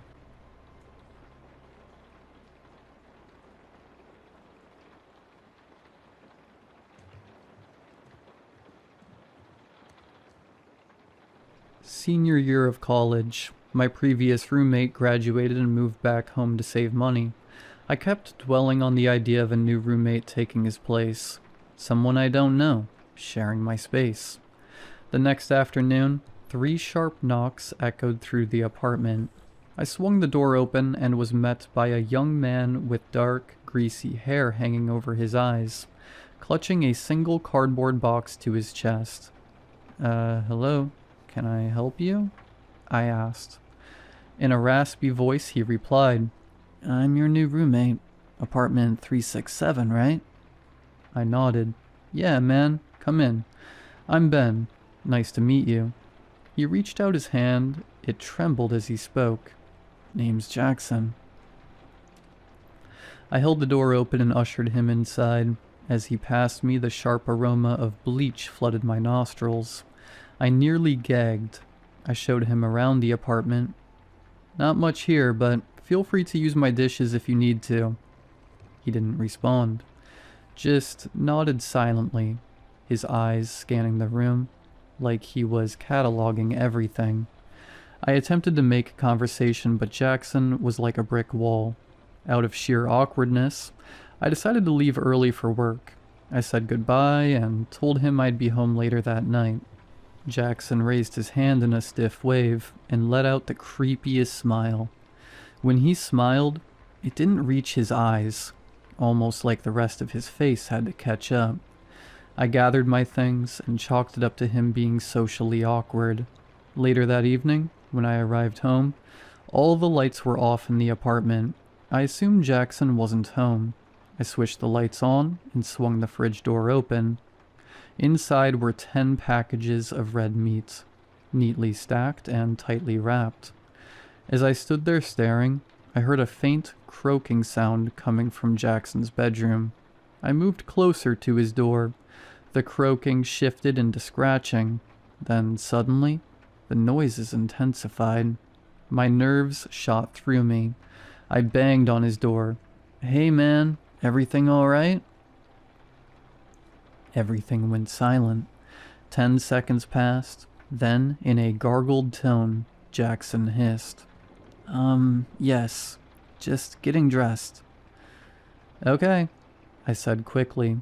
"Just checking. I heard some noises." No response. I went back to my room and locked my door. For the first time since moving in, the next morning, Jackson was gone. His door was wide open. I tried to ignore it and went straight to the fridge to grab my eggs. Before I could, I noticed 5 of Jackson's meat packages were missing. I assumed he'd cooked sometime during the night. Still, curiosity gnawed at me. I slowly approached his bedroom. A tangy, metallic smell hit my nose as I peered inside. The room was practically empty, like no one had ever moved in. Except for the cardboard box. It sat unopened on his desk. As I stepped closer, a knock sounded at the front door. I recoiled. The knocking came again. I cracked the door open to see Jackson standing there, with a woman beside him. "Hey, Jackson," I muttered. He rushed inside, the woman following closely behind. "Forgot my keys," he mumbled. "Thank you." His eyes darted towards his bedroom as he shut the door quickly. "This is my sister, Amber," Jackson said. Amber cocked her head to the side and raised her hand in a stiff, unnatural wave. She never spoke. "Nice to meet you," I said softly. "Are you helping Jackson move more stuff in?" Her eyes stayed glazed on me. Jackson hissed. "You didn't go in my room, Ben, right?" I would never intrude," I said quickly. He nodded and pulled Amber into his room. He stared at me the entire time. I left the apartment soon after.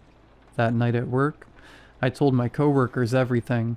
Kelly was the most adamant. "Ben, this isn't a joke," she said, gripping my arm. "You're uncomfortable in your own home. This guy's a stranger. Who knows what he does?" I nodded. "Did you hear about the student who went missing?" she added. My stomach dropped. "Who?" "I don't remember his name," she said, "but I heard the FBI's involved. Just trust your gut." The next morning, I decided I'd request a roommate change. When I got home, I went straight to my room and locked the door. Jackson was inside his room, as usual. Knock, knock, knock. My heart sank. Jackson? "Can we talk, Ben?" he asked. I'm about to go to bed. Please, it won't take long." I opened the door. Jackson stood a few steps back, smiling. "What do you want?" I asked. He sat on the couch, stiff and deliberate. "What makes your life?" he asked. I stared at him. "My friends, my family." He stared at me, never breaking eye contact. Then Jackson said, "Is that normal for most humans?" I looked at him perplexed. "What the hell do you mean?" His smile grew wider. "To stay under the radar, you must have friends and family." I was taken aback. "All right, Jackson, I've got work in the morning. Good night." He stood up almost robotically and headed toward his room. Before shutting the door, Jackson stared at me. "We are friends, Ben, right?" I nodded. He shut the door. The next morning, something felt wrong. Jackson's bedroom door was wide open. I don't know what came over me. Curiosity, fear, instinct. But I walked toward it. A slick, squishing sound came from inside. I hesitated. Then I looked in.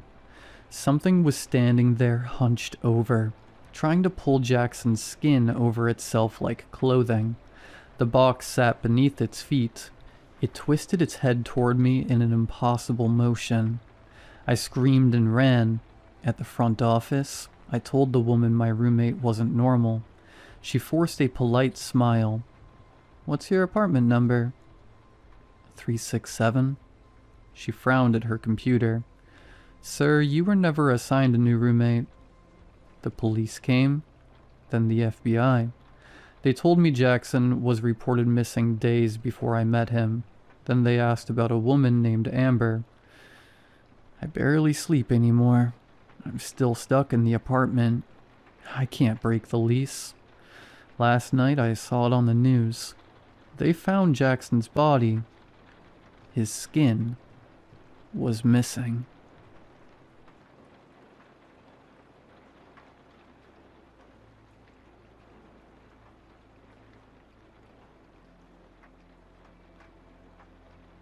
I don't think my recovery is going the way it should. That's not fear talking. I'm not in pain exactly. If anything, I feel calmer than I probably should. Comfortable. But there are gaps. Entire stretches of time I can't account for, and when I try to focus on them, my thoughts slide away like they're tired of being held. Let me start from the beginning. I was finally back in my apartment. The place stunk of cleaning agents and something faintly like pungent soap. Bleach and dish soap.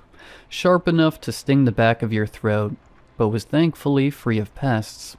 My Uber driver was kind enough to help me up the stairs. The bandages on my legs made it hard to walk comfortably. It was kind of weird seeing a few of my neighbors' houses marked with fumigation signs and taped off, but nothing compared to how happy I was to finally be home.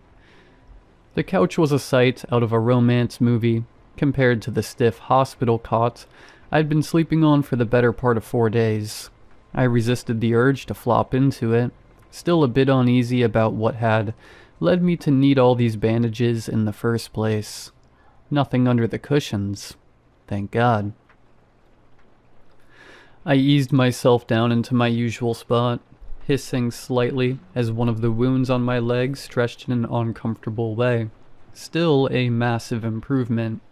The bites were painful but healing, slowly. They still wouldn't scab properly, but at least they were closing. Remote in hand, Netflix, trashy romance blaring in the background, and my favorite soda. Exactly what I needed, at least until the knocking came. Seriously? I know they said my insurance would cover home health care, but I'd barely been home 2 hours. My bandages shouldn't need changing for at least a day, right? With a quiet, okay, maybe loud, groan of frustration, I peeled myself off the couch. My back and legs, wounds, threatened to tear again as I eased my way to the door. I wasn't expecting anything in particular. Maybe a guy fresh out of college, maybe some woman with a slightly chubby build. Anything but the old, cheerful woman who greeted me by pushing her way inside the moment the door opened. My, what a lovely home. Oh, but you could use some cleaning. Must be tough in your state, dear. That sing-song voice grated on my nerves, almost as much as her jostling past me did. Can I help you? I asked flatly, half expecting I'd let in a saleswoman or maybe some kind of religious nut.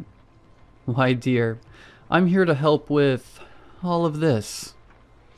She motioned dismissively to my entire being. You're in such a state. So she was my nurse. All right. Look, not to be rude, but it's been a tough week. Can we just do whatever you need?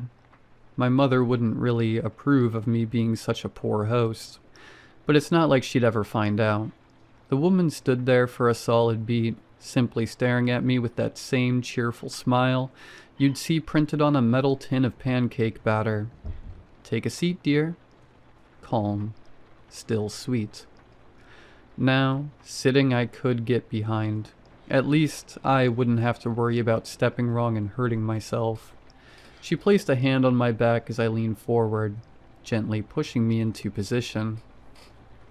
Somehow she avoided the wounds, and her hands were surprisingly warm. Now I'm going to grab a few things from my bag. You have a drink, yes? It's bitter, but it'll do wonders. She chirped as she moved with a slightly alarming amount of energy toward the door, retrieving the bag she'd left behind. It was an old thing, black faux leather, or maybe real, with a gaudy floral strap and way too many pockets. I was expecting something herbal, but instead she pulled out a standard orange pill bottle. She unscrewed the cap and shook a couple of blue-pink capsules into her open palm. Just 2 today, dear. We might up the dose later. I didn't think nurses usually handed out medication, but I reasoned the doctors must have sent her with it. I'd always been too trusting of people I thought were in the medical field. After all, that's what you're raised to do, right? Mom was always the one to comfort us during shots, saying, "The doctor knows best." Whatever was in that medication worked fast. The pain disappeared in moments, replaced by a looseness, a light dizziness. All the while, the nurse rested her hand on my shoulder and gently squeezed. I remember how warm it felt. Things got fuzzy from there. I know she applied some ointment to a few of my nastier wounds. We chit-chatted a bit, the usual stuff. Any new pain? Feeling tired? Having trouble staying awake? She asked gently. I told her I felt drowsy. She just grinned. That's normal. Means it's working, dear. I slept better than I had in days that night. No waking up to fresh blood where a scab had torn loose. No nightmares about things crawling in my bed. Just black nothing. I woke up to blood on my sheets the next morning. At first, my thoughts turned to the worst, but something dulled the panic before it could really take hold. I've never been good with the sight of my own blood. That calm didn't sit right with me. Still, it helped me focus. The bandages she'd applied yesterday, soaked with whatever ointment she'd used, had come undone. My left arm was bare, wounds leaking blood through half-formed scabs. I couldn't help but notice, though. The scabs were gone. Not crumbling away, not falling apart. Staying. Maybe the cream was working. I eased myself out of bed, carefully balled up the sheets, and tossed them onto the floor. I'd deal with them later. I just limped into the kitchenette when the knocking came again. I took a deep breath and steadied myself against the counter. The medicine had clearly worn off. Every step tore, every bandage rubbed grit against open wounds that felt newly exposed. I'll be there in a... The click of the doorknob cut me off, and there she was again. Same cheery smile, same beige cardigan, same black bag with the tacky floral strap. Oh, hey, thanks for coming back, I said awkwardly, wondering how she'd gotten in. Had I left the door unlocked yesterday? Hello again, dear. Ready for your medicine? Same tone, same energy. It was too easy to let her take over. I was tired. I was sore. I just wanted it done. Sure, I said. Just let me get a sandwich or something. She gasped, a hand flying to her mouth. Shock, or maybe hurt, replacing her usual chipper demeanor. Oh, no. You need to rest, dear. Let me handle that for you. I tried to protest, but she took my arm and pulled me toward the couch. Pain flared as the movement reminded me just how much the medicine had hidden the day before. I felt a pang of annoyance as she helped herself to my fridge, pulling out a cold bottle of water and handing it to me along with another round of those blue-pink pills. Still, I couldn't complain. They worked. Within minutes, my aches eased and the world began to blur around the edges. I must have dozed off when the smell hit me. Bacon. I turned my gaze from the TV, which at some point I'd apparently managed to turn back on, now playing a nature documentary, and toward the kitchen. She'd put on an apron and was busy cutting lettuce. The thought of saying something, anything, about her helping herself to my groceries was pushed aside by this idea of a warm meal, not from a hospital. And I'm glad I didn't. She made a classic breakfast spread, perfectly cooked scrambled eggs, fluffy and soft, bacon just how I like it, a little chewy with some crunch. She even turned it into a couple of BLTs, all arranged neatly on a platter I didn't remember her bringing, alongside a tall glass of some kind of juice. Now, dear, it's a little bitter at first, but trust me, it'll help. She wasn't lying. It tasted like orange juice mixed with lemon, sugar, and something distinctly medicinal. Whatever it was, warmth spread from my gut outward, turning what had been a dull, painless throb into a light, almost drunken floatiness. She spent the next hour going over my words, talking about her garden and how Reginald had been acting up again. Apparently, She named her plants, which I found kind of adorable. She spoke about their care the same way she spoke about me, as if they were patients too. Those pills really did wonders. I didn't feel a thing. Not as she peeled away rust red, crusted bandages and replaced them with clean ones. Now as she pressed ointment-slick fingers into open wounds. The scabs from the previous session were holding, but the skin around them had taken on a strange discoloration. I looked at her, vision blurred, the world soft. Hey, is it supposed to be yellow? She watched me for a moment, one eyebrow quirking up as she processed the question. Then that same reassuring smile spread across her face. Why, of course, dearie. That just means the medicine is getting rid of all those nasty little toxins in your... Well, they're not really bites so much as openings. She paused, stroking one of my wounds perhaps a bit too long. It was odd. She looked almost loving as she applied the ointment, but not to me, to the wound. Then again, I wasn't exactly in the best state of mind. The pain might have been gone, but I was bone tired, drifting in and out of sleep as she tended to me. When I turned to look at her, she lifted her head to meet my gaze, still smiling. I woke up in my bed. New bandages, clean sheets. It was dark out. I must have slept all day. The thought of getting up felt pointless, but I tried anyway. No dice. My body felt unbearably heavy, and I let sleep take me again. I blinked, and the scene shifted. Daylight. The weakness was fading, my mind still foggy, but slowly clearing. What was happening again? I still couldn't get up. My head tilted down to look at my body wrapped in bandages, but something felt off.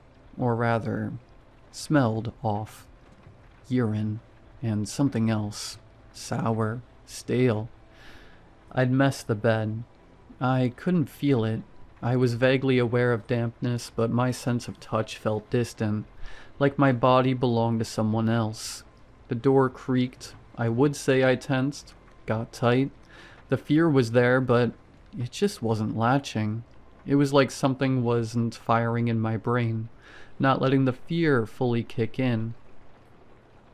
Fingers. Fingers I recognized. Old, wrinkled, gripped the door and slowly pushed it open, allowing my nurse to poke her head into my room. Oh dear, I'm sorry. I shouldn't have left you so long. I had other patients, you see. Reginald really was acting up today. Didn't want to take his medicine, you see. She began to ramble, walking up to me and flipping me over as if she'd already done this a dozen times. She cleaned me, changed my sheets, gave me some kind of injection I barely felt. Sadly, you can't really drink like this.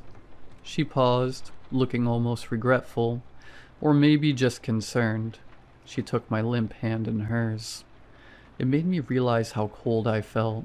She turned to look me dead in the eye, cheer returning to her demeanor. But don't worry, dear. I've got you. It's been like this for days. I get my sense of touch back from time to time. I've written this in pieces. She says I'm straining myself too much, but she's just being nice. I don't really want her to leave. She's so nice, but something's wrong. I don't know what, but this isn't right.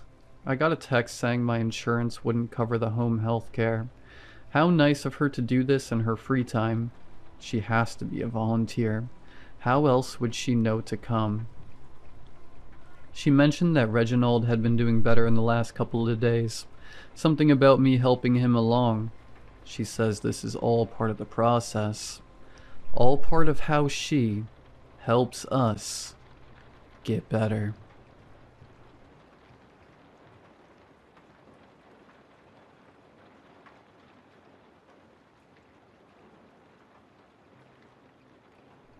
This was a rule as far back as I can remember.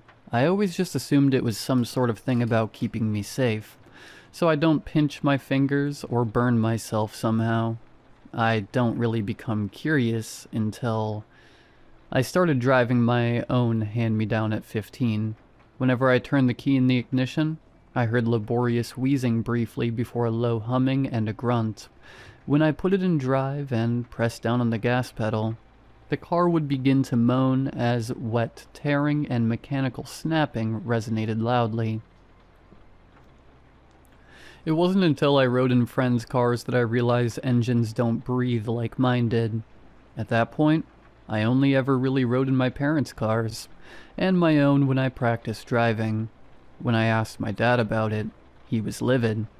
I thought it was just a mundane question, but his face turned beet red, and he told me to never speak on it again, to drop the subject. I thought for a second that he would slap me across the face. Needless to say, I kept on driving without popping the hood, scared of the consequences.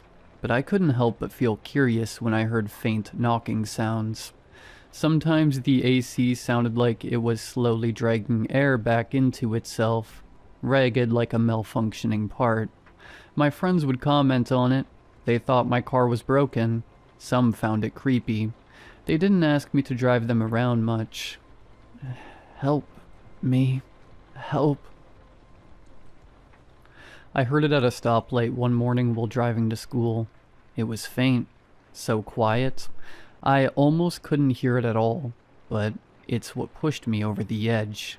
As soon as I parked, I pulled the lever under the seat and heard for the first time the pop of the hood. I got out and squeezed my fingers under the metal, preparing for whatever may lie under. I looked around briefly to make sure no one was near, and I began to lift up. As soon as I started to lift the hood, I heard a loud, pealing sound and a cry. My stomach turned and I continued my effort. I ignored the sound and jerked it up the rest of the way with a sick tear. The sight sent me reeling with nausea. A man. No, more like pieces of a man were scattered throughout a disgusting, bloody amalgamation of flesh and veins, and unrecognizable bones. Long fingers jutted out randomly, moving spastically, blood under their worn nails. A single, fleshy pink exposed lung expanded and contracted with terrible, ragged breaths. Metal tubes and wires and gears interrupted the mass, ripping through the flesh, leaving charred skin in places and intersecting at odd angles. Then I saw the face. It was stretched out, close to ripping apart. 2 eyeballs were stuck open, bloodshot red with black soot tears staining the skin around them. The nose was more like 2 open cavities that mucus bubbled from. The mouth was stretched open like the eyes, and the inside was stained black along jagged and broken teeth. It began to scream something awful. My grip slipped as I fell to my knees. The hood slammed shut, and I couldn't stop myself from heaving up my breakfast onto the pavement. My world was spinning. I went about my day without really being able to focus on much. The sight of the car had me shaken to my core. I was terrified when school let out. I'd have to drive home. I sat inside the car, my fingers tingling as they held the key right at the ignition. When I gathered the courage finally, I turned the key and I was met with the familiar grunt and wheeze followed by bones snapping and flesh rendering as I drove it home. Oil. I need oil. The death rattle beckoned from the AC vent. I tried to ignore it the best I could. Please, God, please. It was too much. I raced the rest of the way home, and my parents were both gone still. I searched the garage for oil, eventually grabbing the container and heading back to my car. I popped the hood, the sick squelching loudly entering my ears. Oil. The mouth opened as wide as it could, a putrid rotting odor emanating it. Its eyes were crying black tears. I unscrewed the lid and, with trembling hands, began to pour. The thick, yellow fluid began to flow into its mouth. I gagged as I watched the mouth guzzle it like a thirsty dog. It trickled out the sides of the mouth and coated the cracked teeth. I stopped pouring once the tears stopped flowing from its eyes. I shut the hood and carefully put the oil back in its place. This routine continued for the next week. All the while, I never confronted my dad, fearful for his response. The engine would speak to me occasionally, making requests like turning the AC down or slowing down my speed.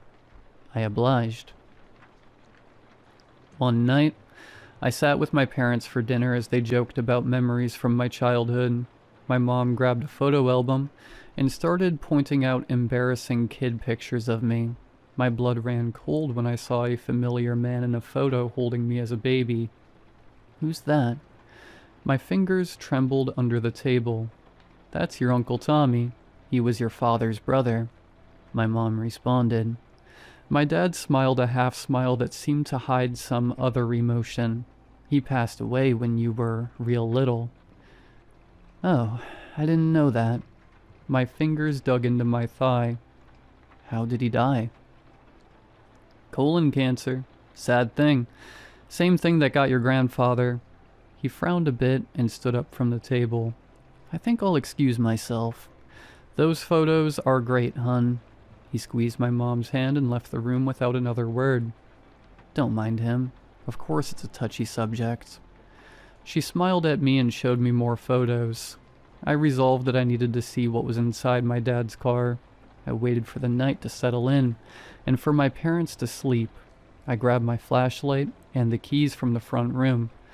Outside in the cold darkness, I quietly unlocked his car and pulled the lever, releasing a sick cracking noise as I did. I trained my flashlight on the hood, and I steeled myself before lifting it with a swift motion. The rotting stench of burning flesh and oil hit me hard. The flashlight made the blood and mucus shine back at me.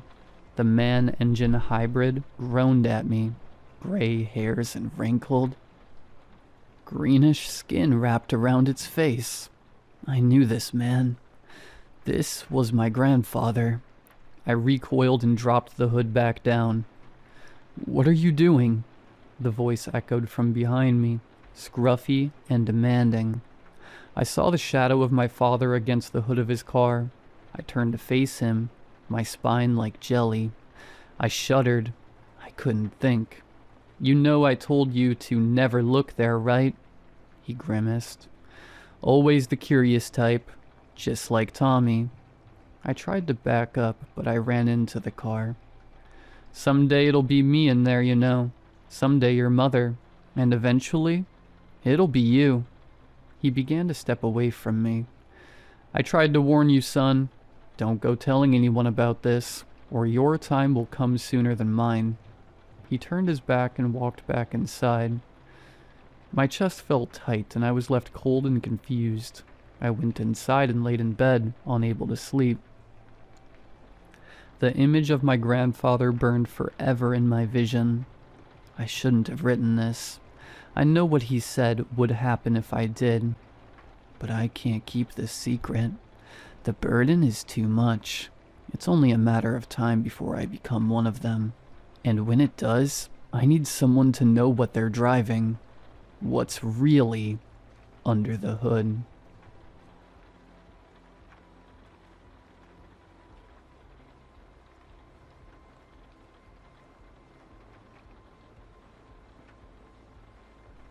The siren started just after dinner. That long, wounded animal howl that makes your spine tighten even if you've heard it 100 times. I was washing the dishes at the sink. My wife, Karen, was wiping the table. The kids were arguing about who'd taken the last roll. "Cellar, now," I said. Not loud, just firm. "We practice this. We live on the edge of town. South side, where the fields open up and the sky feels bigger than it should. Missouri's like that. The weather runs thick here. So does faith. I'd preached on storms before. How God sends rain on the just and unjust. How he's a refuge. I believed it. I still do." The cellar door groaned like it always did. The steps were damp.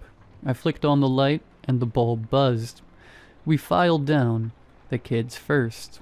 Eli, 7, Ruth, 11, Caleb, 14, then Karen, then me, pulling the door closed. I latched it. I could feel the pressure change in my ears already. The radio crackled, tornado warning, rotation confirmed, take shelter immediately. Karen reached for my hand. I could feel her shaking. She leaned close so the kids wouldn't hear it in her voice. "Daryl, what do we do now?" I didn't hesitate. "We rest in God," I said with conviction, "same as we always have." The wind started to thump against the house, low and heavy. Dust sifted from the joists. I glanced at the kids huddled on the bench, eyes wide. "Come here, guys." They huddled in, knees touching. "Let's pray." We bowed our heads. I asked God to cover our home, to put His hand between us and the storm. I said we trusted Him. I meant it. The wind began to scream overhead. A freight train sound like the old folks say, only louder than any train I've ever heard. Something hit the house. The walls shuddered. Dirt sifted from the ceiling and dusted our shoulders. Ruth started to cry. I kept praying. I prayed louder. Then, as sudden as it came, the sound pulled away. The pressure eased. The radio said the cell had lifted, jogged east, spared the town center. By morning, we climbed out to broken branches and a torn-up fence. No roof gone, no walls down. Praise God. At church that Sunday, the sanctuary was packed. Folks cried and hugged. We sang louder than usual. The pastor said we'd been spared for a reason. I nodded. I thought of the prayer in the cellar and felt sure I'd been heard. It started with a rash on Eli's arm. Red, angry, like poison ivy but wetter. We tried calamine, then antibiotics from the urgent care. The skin broke open anyway. It smelled wrong, sweet and sour at the same time.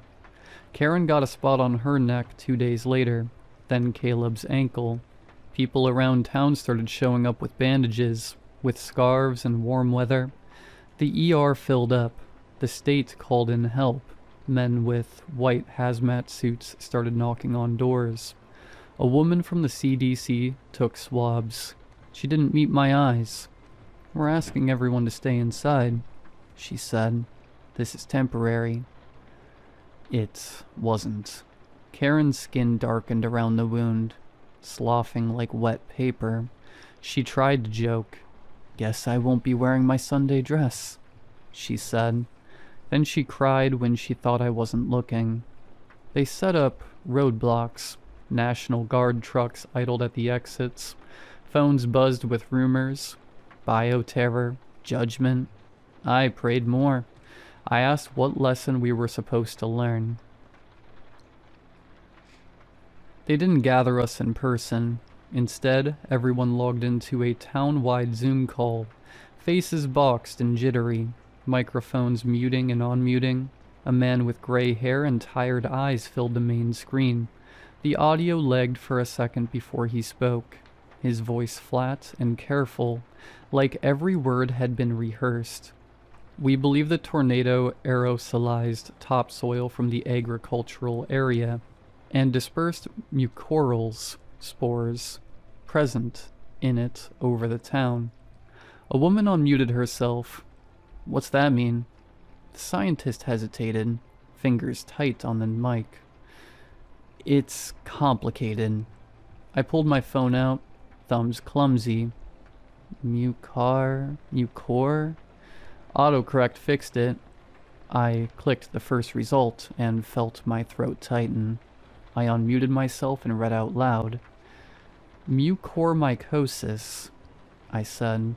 "A rare but serious fungal infection. Causes tissue death. Sometimes called," I swallowed, "flesh-eating black fungus." The call went very quiet. "There's no reason to be alarmed," the scientist tried to reassure us. We're working on antifungals. Containment is critical. I thought of the prayer, of the storm turning away from the heart of town, like a finger lifted at the last second. Eli didn't last the week. The infection moved fast once it reached his shoulder. He tried to be brave. "Dad," he said, voice thin, "did I do something wrong?" "No, son," I told him. "Jesus loves you." When they took his body, they sealed the bag tight. I could still smell that wrong sweetness in the house. Karen followed 2 days later, then Ruth. I held Caleb on the night when his fever spiked. I prayed harder than I ever had. I begged God to spare just one of my children. Caleb died before dawn. I'm alone now. Quarantine tape still flaps at the end of the street. The fields are quiet. The sky is clear. I sit in the cellar with the radio off and the Bible open, staring at words about refuge and mercy. I turn to a page I don't remember marking. Job. Thin paper whispering. The Lord gave, and the Lord has taken away. Below it, I see another verse. Shall we accept good from God and not trouble? I close the book. My fingers itch. The skin near my wrist has gone soft, darker than it should be. It smells faintly sweet. I'm not afraid anymore. I pray that God receives me. I take comfort in the quiet promise of seeing my family again in heaven.